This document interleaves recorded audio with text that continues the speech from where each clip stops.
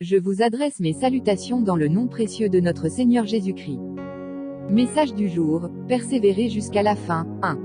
Bien-aimés dans le Seigneur, nous vivons une époque marquée par des turbulences, des épreuves et des pressions de toutes sortes. L'Évangile ne nous cache pas cette réalité, la marche avec Christ est semée d'embûches.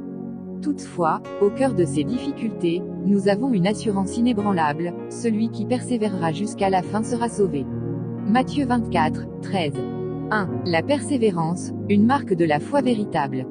Notre foi ne se mesure pas à l'enthousiasme du départ, mais à notre capacité à tenir ferme jusqu'au bout.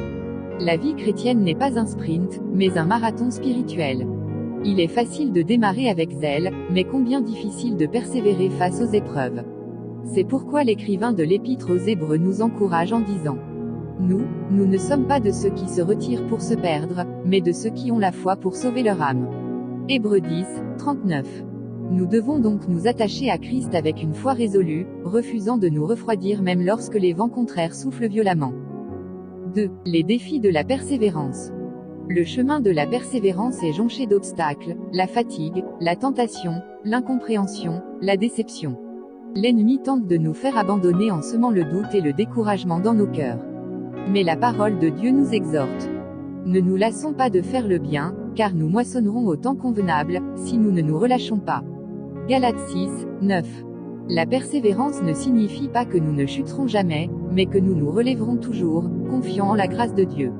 Ce n'est pas notre force qui nous permet d'avancer, mais celle du Seigneur qui nous soutient à chaque pas.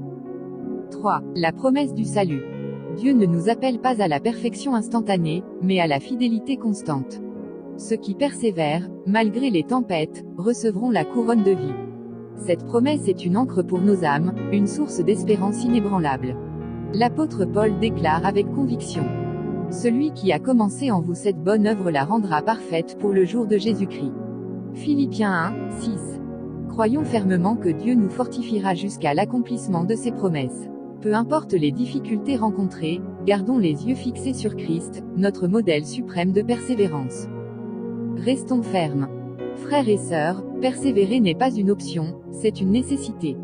L'ennemi fera tout pour nous détourner du chemin, mais nous devons demeurer fermes, appuyés sur la parole de Dieu et fortifiés par son esprit. Rappelons-nous que notre récompense est certaine. Prions ensemble. Seigneur, donne-moi la force de persévérer dans ma foi malgré les épreuves. Aide-moi à ne pas céder au découragement, mais à rester fixé sur toi. Remplis-moi de ton esprit afin que je marche fidèlement jusqu'à la fin et reçoive la couronne de vie que tu as préparée pour ceux qui t'aiment. Au nom de Jésus, Amen. Je vous souhaite une agréable